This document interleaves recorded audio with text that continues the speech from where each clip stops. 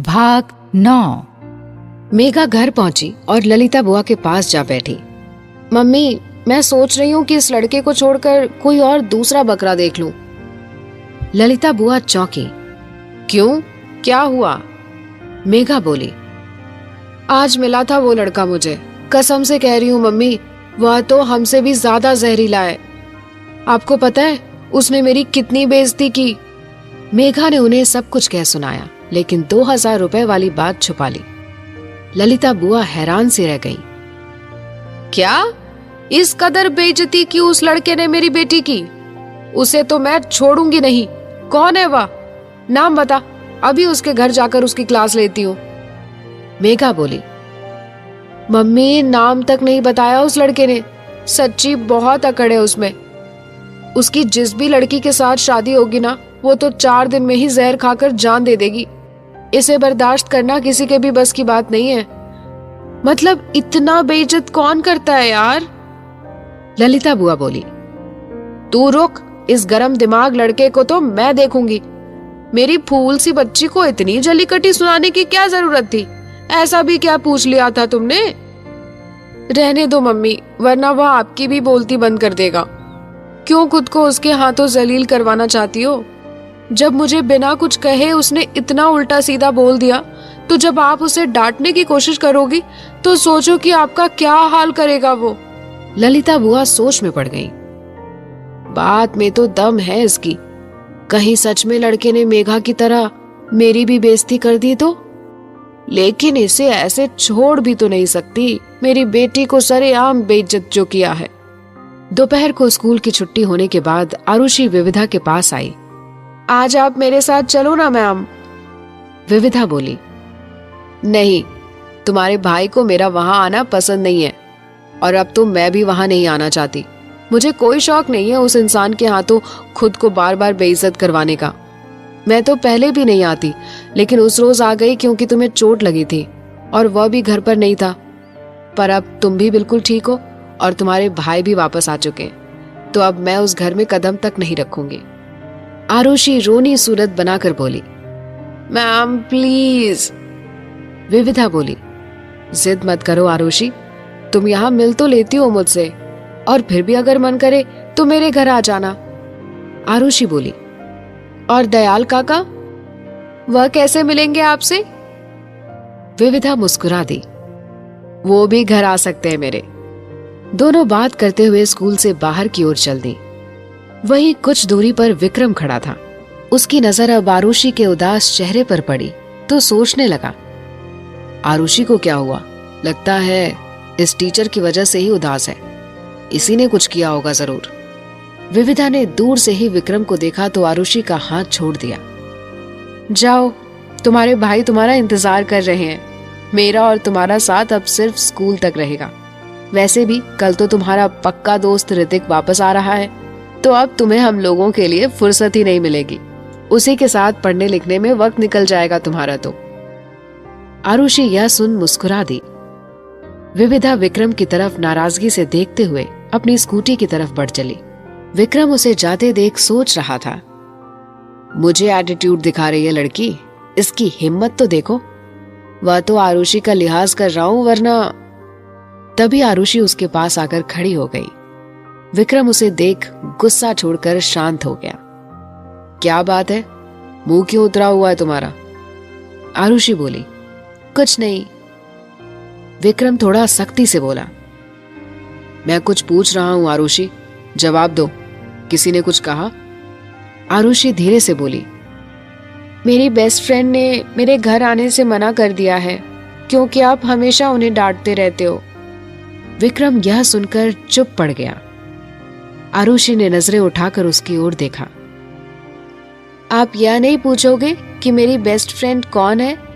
नहीं, क्योंकि मैं अच्छी तरह जानता हूं कि तुम्हारी बेस्ट फ्रेंड विविधा है। आरुषि मायूसी से उसे देखने लगी। विक्रम ने जब उसे खुद को यूं देखते पाया तो मन में ग्लानि के भाव उमड़ गए, जिससे वह असहज हो गया। चलो गाड़ी में बैठो, बातें बहुत बनाने लगी हो तुम। दोस्ती हम उम्र लोगों से होती है, वह मैम है तुम्हारी, बेस्ट फ्रेंड नहीं। आरुषि चुपचाप कार में जाकर बैठ गई। विक्रम भी अपनी ड्राइविंग सीट पर आ बैठा। वह जैसे ही कार स्टार्ट करने को हुआ कि आरुषि बोली, अच्छा ठीक है, मेरी उम्र अभी छोटी है, लेकिन आप और वह तो दोस्ती कर सकते हो ना। आप क्यों नहीं कर लेते विविधा मैम से दोस्ती? क्यों हर वक्त डांटते रहते हो उन्हें? विक्रम ने आरुषि की ओर नाराजगी से देखा। मैं डांटता हूं उसे? उसी ने बोला होगा यह सब तुम्हें। मेरे खिलाफ भड़काना चाहती है वो तुम्हें। आरुषि अचानक गुस्से से उसे बोली, उन्होंने मुझे कुछ नहीं कहा। मैंने ही आपको हर वक्त उनसे लड़ते हुए देखा है। आप बहुत रूड हो, इसलिए सब डरते हैं आपसे, और इसलिए मैम भी मुझसे दूर हो गई हैं। विक्रम को आरुषि का ये बर्ताव हैरान कर गया। वह अचंभे से पल भर को उसे देखता रह गया, फिर नजर हटा सामने सड़क की ओर देखने लगा। आरुषि को अब तक एहसास हो चुका था कि उसने विक्रम पर गुस्सा किया है। उसे डर लगने लगा था कि कहीं विक्रम उसे डांटने न लगे, लेकिन वह तो एकदम शांत था। कुछ पलों की खामोशी के बाद विक्रम ने कार स्टार्ट की और घर की ओर निकल पड़े। बीच रास्ते में आरुषि ने उसे सॉरी भी बोला, लेकिन विक्रम ने कोई जवाब नहीं दिया। कल्पना कुछ देर तक सोच में डूबी रही, फिर अचानक से बोली, राजेंद्र और मेरी बेटी भी तो है, क्या नाम है उसका? बोलकर वह दिमाग पर जोर डालने लगी कि अजीत बोला, आरुषि नाम है उसका। कल्पना खुश होते हुए बोली, हाँ आरुषि, वह तो यही होगी ना, एकदम बेसहारा, लाचार। मेरे पति के जाने के बारे में जैसे ही मुझे पता चला तो अगले ही पल मुझे ख्याल आया कि मेरी बेटी के सिर से पिता का साया उठ गया है। तो मैं दौड़ी दौड़ी चली आई उसके पास, उसे और उसकी जायदाद को संभालने। अजीत घृणा भरी नजरों से उसे देखने लगा। साफ साफ क्यों नहीं कहती कि सिर्फ जायदाद हड़पने, लेकिन तुम्हें उस प्रॉपर्टी में से कुछ भी नहीं मिलेगा, क्योंकि पहली बात कि तुम विनोद से शादी कर चुकी हो, तो राजेंद्र की विधवा नहीं कहलाओगी, और दूसरी बात, आरुषि तुम्हें हरगिज माफ नहीं करेगी। कल्पना बेपरवाही से बोली, उसकी माफी सच में चाहिए भी नहीं मुझे उससे कोई लेना देना नहीं, बस उसके सहारे से घर में घुसना है मुझे। दुनिया की नजर में तो मैं अभी भी राजेंद्र की विधवा हूँ। विनोद से शादी तो मैंने एक मंदिर में की थी, और यहाँ आने से पहले मैं शादी के सारे सबूत मिटा कर आई हूँ। अजीत बोला, और विनोद का बेटा पीयूष? वह बेचारा तो विदेश में शिफ्ट हो गया, ना उसे मुझसे मतलब, ना मुझे उससे मतलब। कल्पना उठ खड़ी हुई, और भूलो मत अजीत, आरुषि मेरी बेटी है। अपनी माँ को तड़पता नहीं देख पाएगी वो ज्यादा वक्त तक। चलती हूँ। कल्पना वहां से जाने लगी तो अजीत ने रोका। जा कहाँ रही हो? कल्पना बोली, अपनी बच्ची के पास, अपने पति के घर।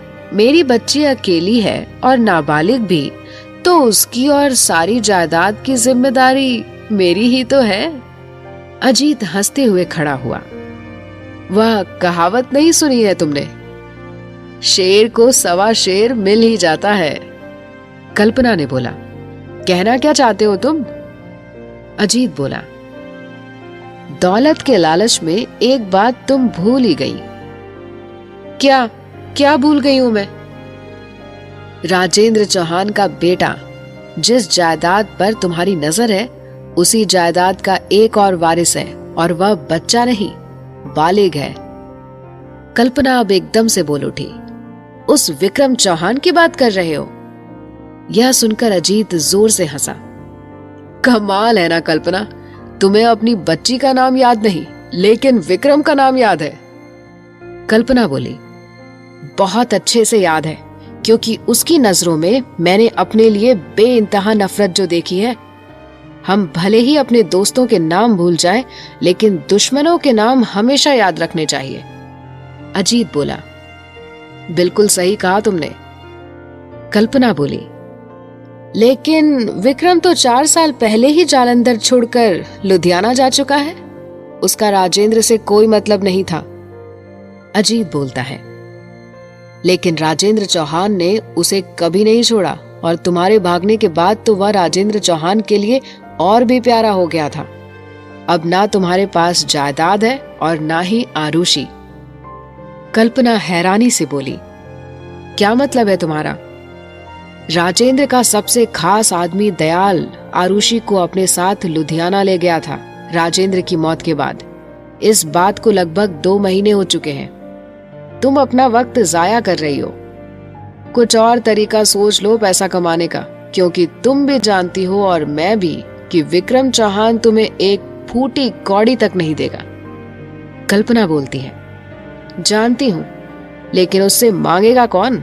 मैं तो बस एक ही चीज जानती हूं और वो है छीनना। अभी कहीं और जा रही हूं, फिर सीधे लुधियाना। जल्दी ही आरुषि को वापस लेकर आऊंगी। अजीत कहता है, इंतजार रहेगा।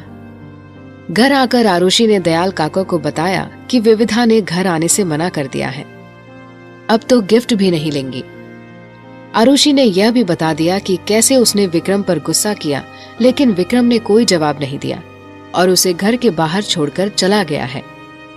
वह उदास हो अपने कमरे में चली गई। विविधा घर पहुंची और कपड़े चेंज कर छवि जी के पास जाने को उनके कमरे में गई तो सामने ललिता बुआ और ब्रिजेश जी बैठे दिखे।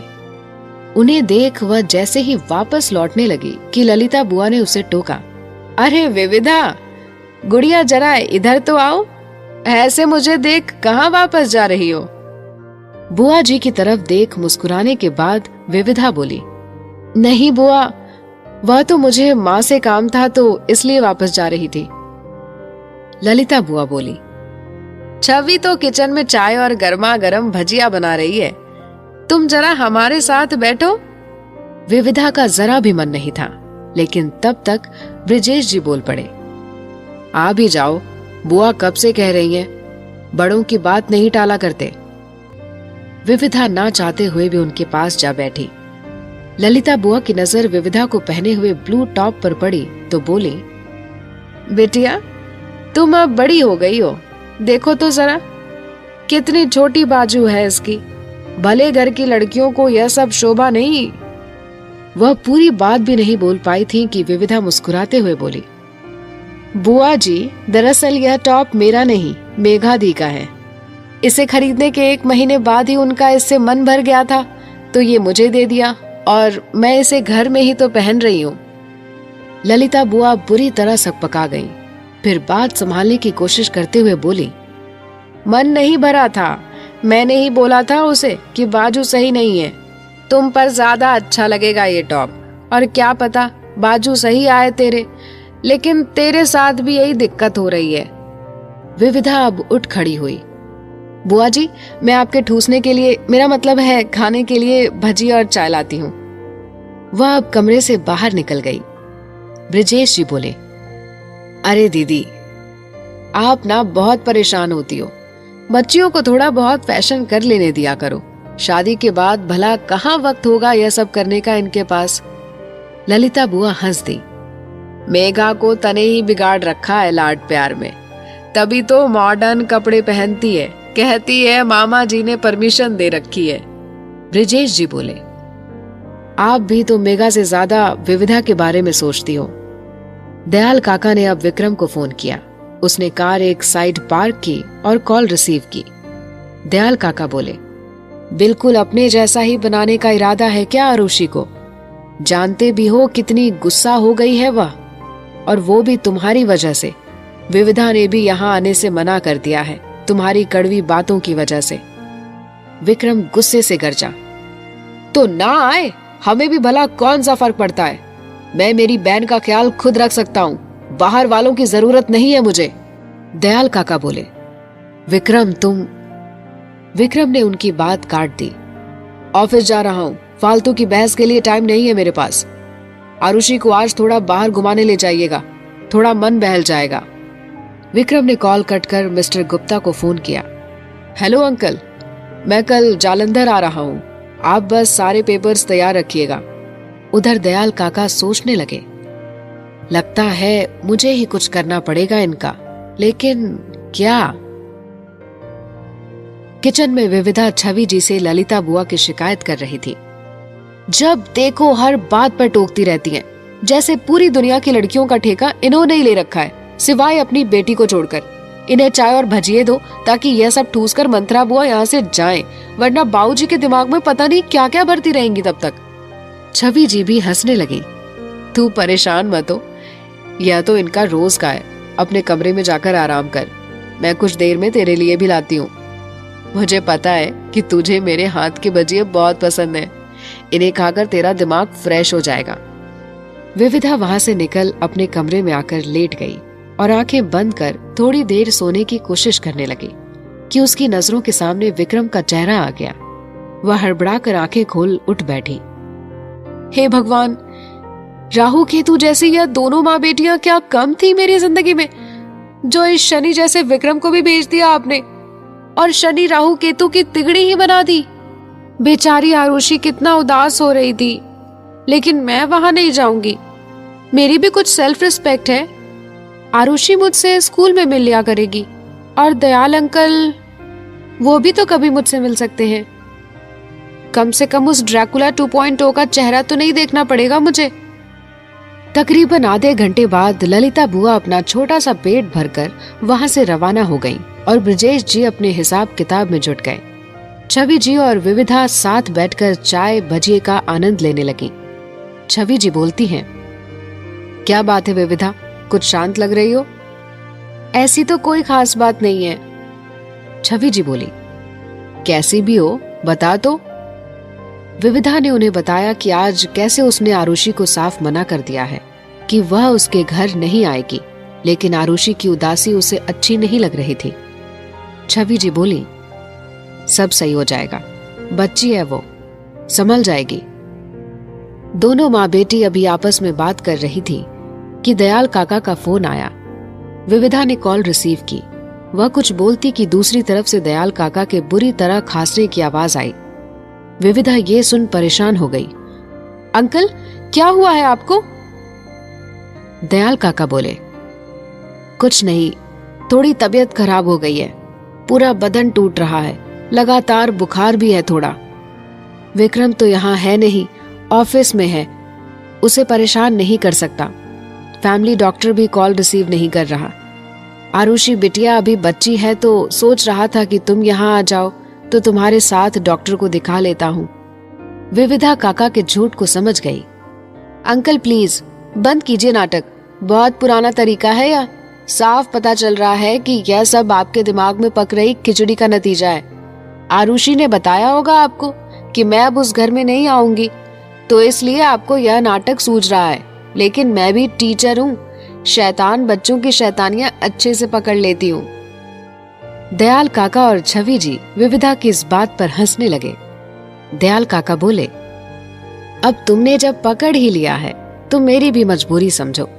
सीधा सीधा अगर घर आने के लिए बोल देती तो मैं क्यों नाटक करता। इस उम्र में ही यह सब करना ही बाकी रह गया था। तुम्हारी नाराजगी विक्रम से है, आरुषि को क्यों बीच में ला रही हो? बहुत मानती है तुम्हें। विविधा बोली, मैं भी आरुषि के प्यार की कद्र करती हूँ अंकल, पर ऐसे खुद को बार बार बेइज्जत नहीं करवा सकती आपके लाडले के हाथों। आप दोनों जब चाहें मुझसे मिल सकते हैं, लेकिन आपके बेटे की बातें मेरा दिमाग खराब कर देती हैं। और सच कहूँ तो बातों की भी जरूरत नहीं है, उसका चेहरा ही काफी है दिमाग खराब करने के लिए। आप बेवजह परेशान होना बंद कीजिए, यह सब करने की आपको कोई जरूरत नहीं है। दयाल काका ने फोन रख दिया और सोचने लगे। लगता है कोई और ही तरीका अपनाना होगा। मिस्टर गुप्ता अपने ऑफिस में कुछ डॉक्यूमेंट्स चेक कर रहे थे कि तभी वहां सफेद साड़ी में लिपटी कल्पना पहुंच गई। मिस्टर गुप्ता उसे वहां देखकर दंग रह गए। कल्पना आकर उनके सामने बैठ गई और दुखी होते हुए बोली, कैसे हैं आप भाई साहब? मिस्टर गुप्ता अपनी हैरानी छुपाते हुए बोले, ठीक ही हूं, लेकिन आप यहाँ, वो भी इतने समय बाद? कल्पना ने घड़ियाली आंसू बहाने शुरू कर दिए। तो और कहाँ जाऊं भाई साहब, मेरा तो सब कुछ लुट गया है। इतनी बदकिस्मत हूं मैं कि मेरे पति को मरे 2 महीने हो गए और मुझे अब यह बात पता चल रही है। वह अकेले क्यों चले गए, मुझे भी साथ लेकर क्यों नहीं गए? मिस्टर गुप्ता थोड़ा गुस्से में बोले, माफ कीजिएगा, लेकिन इतनी फिक्र थी आपको राजेंद्र की तो क्यों गई थी उन्हें छोड़कर? अपना आंसू पोंछते हुए बोली। छोड़कर नहीं गई थी, बल्कि मुझे खुद राजेंद्र ने मजबूर किया था वहां से जाने को। आप सभी लोगों के सामने तो वह मुझसे बहुत प्यार से पेश आता था, लेकिन अकेले में मुझ पर गुस्सा होता, क्योंकि उन्हें लगता था कि मेरी वजह से उनका बेटा उनसे दूर हो चला था। जब प्यार हम दोनों को ही हुआ था, तो सिर्फ सजा मेरी अकेले की ही क्यों बनती है? मैंने तो पहले ही मना किया था कि बाद में शादी कर लेंगे, लेकिन वह नहीं माने और विक्रम की माँ की 13वीं होने से पहले ही शादी कर ली और बाद में अपनी गलती का गुस्सा मुझ पर निकालने लगे। 1-2 बार तो मेरा गला दबाकर मुझे मारने की कोशिश भी की। बड़ी मुश्किल से जान बचाई थी मैंने। घर की बातें कभी बाहर नहीं लाना चाहती थी, लेकिन इस वक्त मजबूर हूँ। उस रात भी उन्होंने ही मुझसे कहा था कि सब कुछ छोड़कर चली जाऊं यहाँ से। वह मेरी शक्ल तक नहीं देखना चाहते थे। उन्होंने कहा था कि अगर मैं यहाँ से नहीं गई तो वह अगले दिन मुझे और आरुषि दोनों को धक्के मार कर निकाल देंगे। अपनी बेटी को मैं दर दर की ठोकरें खाते भला कैसे देख सकती थी? इसलिए उसके सुनहरे भविष्य और अपने पति की खुशी की खातिर मैं घर छोड़कर चली गई। लेकिन मुझे क्या पता था कि अगले दिन सुबह राजेंद्र लोगों से यह कहेंगे कि मैं खुद ही उस घर को छोड़कर चली गई हूँ। खैर, मैंने वह बदनामी भी अपने सर ले ली और दर दर की ठोकर खाती रही पिछले 3 साल, लेकिन इस ओर कभी मुंह नहीं किया। हरिद्वार में अपना बचा खुचा जीवन काट रही थी, लेकिन अभी पता चला कि मेरी बेटी के सिर से पिता का साया उठ गया है, तो फिर रहा नहीं गया और मैं लौट कर यहाँ आ गई। यहाँ आकर पता चला कि आरुषि यहाँ नहीं है। कहाँ है मेरी बच्ची? मुझे मेरी बच्ची दिलवा दीजिए भाई साहब। कल्पना फूट फूट कर रोने लगी। उसे ऐसे ही रोते देख मिस्टर गुप्ता भी अब कंफ्यूज हो गए थे कि उन्हें जो पता था वह सही था या जो अब कल्पना बता रही है वह सही है। वह बस इतना ही बोले, आरुषि विक्रम के पास है। कल्पना बोली, मैं अपनी बेटी को ले जाने आई हूँ। जानती हूँ कि राजेंद्र ने मेरी तरह मेरी बेटी को भी कुछ भी हक नहीं दिया होगा। अगर कुछ दिया होगा तो उसकी जिंदगी कट जाएगी, और अगर नहीं दिया होगा तो मैं अपनी आरुषि को अपने साथ ले जाऊंगी। मेहनत मजदूरी करके पालूंगी अपनी बेटी को। मुझे किसी से कुछ नहीं चाहिए, ना ही किसी से कोई गिला शिकवा है। सब कुछ राजेंद्र का ही था, तो वह जिसे जो देना चाहते थे दे दिया। आप तो जानते हैं विक्रम की नफरत मेरे लिए, कहीं वो मेरी बेटी पर मेरा गुस्सा ना उतार दे, इसलिए आपके पास फरियाद लेकर आई हूँ। मेरा इंसाफ कीजिए, मुझे मेरी बेटी दिलवा दीजिए। मिस्टर गुप्ता बोले, राजेंद्र भाई साहब ने अपनी जायदाद 2 बराबर हिस्सों में बांटी है। आरुषि और विक्रम दोनों को आधा आधा हिस्सा दिया है जायदाद का, और आरुषि के बालिग होने तक उसकी जिम्मेदारी विक्रम पर है। यह सुनकर कल्पना की खुशी का ठिकाना नहीं रहा कि आरुषि के नाम पर आधी प्रॉपर्टी है, लेकिन इस विक्रम नाम की मुसीबत का क्या? खैर, इस 50% प्रॉपर्टी को 100% करने में मुझे ज्यादा वक्त नहीं लगेगा। वह दुखी होने का नाटक करते हुए बोली, विक्रम पर मुझे भरोसा नहीं। मुझे बस मेरी बेटी के साथ रहने दिया जाए। एक कोने में पड़ी रहूंगी और बेटी की शादी के बाद घर से चुपचाप चली जाऊंगी। मिस्टर गुप्ता बोले, मैं विक्रम तक आपकी बात पहुंचा दूंगा, आगे फिर वो जाने। कल्पना बोली, ठीक है, मैं कुछ दिन इंतजार करती हूँ आपके भरोसे, वरना विक्रम के घर की दहलीज पर ही बैठी रहूंगी जब तक वो मुझे मेरी बेटी नहीं लौटा देता। राजेंद्र जैसे भी थे, पिता थे तो तसल्ली थी कि कुछ गलत नहीं होगा उसके साथ, लेकिन विक्रम सौतेला है, उस पर मैं भरोसा नहीं कर सकती। मिस्टर गुप्ता तैश में बोल पड़े, वही सौतेला भाई आरुषि को सारी प्रॉपर्टी दे रहा है। पिछले 2 महीने से आरुषि उसके साथ रह रही है। कल्पना बोली, मुझे भरोसा नहीं किसी पर। वह उठकर वहां से चली गई। मिस्टर गुप्ता ने अब अपना फोन उठाया कि विक्रम को कल्पना के लौटने के बारे में बता सके, लेकिन अगले ही पल उसे वापस टेबल पर रख दिया कि जब कल विक्रम यहाँ आएगा तब सामने से बात कर लेंगे। रात को दयाल काका, विक्रम और आरुषि डिनर कर रहे थे। विक्रम बोला, काका, कल दोपहर में मैं जालंधर जा रहा हूँ मिस्टर गुप्ता से मिलने। आगे से आप ही आरुषि को स्कूल लेने और छोड़ने जाया करें। मेरे पास और भी बहुत से काम होते हैं और मैं यह भी नहीं चाहता कि मेरे गुस्सैल रवैया का खामियाजा कोई और भुगते। आरुषि धीरे से बोली, सॉरी भैया, मेरा वह मतलब नहीं था। विक्रम बोला, तुम ज्यादा इधर उधर की बातें मत करो, अपना ध्यान बस पढ़ाई पर लगाओ। इतना सुनना था कि दयाल काका की आंखें शरारत से चमक उठी। मिल गया तरीका विक्रम और विविधा को एक दूसरे से जोड़े रखने का। अगले दिन विक्रम दोपहर को ऑफिस का काम खत्म कर जालंधर निकल गया था। विक्रम मिस्टर गुप्ता के यहाँ पहुंचा, जो तकरीबन 4 साल बाद उससे मिलकर काफी खुश थे। कुछ वक्त हाल चाल और इधर उधर की बातों के बाद मिस्टर गुप्ता ने उसे प्रॉपर्टी के सारे पेपर्स दे दिए। मिस्टर गुप्ता बोले, तुम्हारे कहे मुताबिक मैंने पेपर्स बना दिए हैं, जिसके मुताबिक सारी जायदाद आरुषि के नाम हो जाएगी। एक बार फिर सोच लो विक्रम। विक्रम बिना कोई जवाब दिए पेपर्स देखने लगा। कुछ वक्त वह सारे पेपर्स पढ़ जैसे ही उन पर साइन करने को हुआ कि मिस्टर गुप्ता एकदम से बोल पड़े, कल्पना वापस आ गई है। इतना सुनना था कि विक्रम के हाथ साइन करने से रुक गए। वह अविश्वास से मिस्टर गुप्ता को देखने लगा। आगे क्या हुआ जानने के लिए सुनिए कहानी का अगला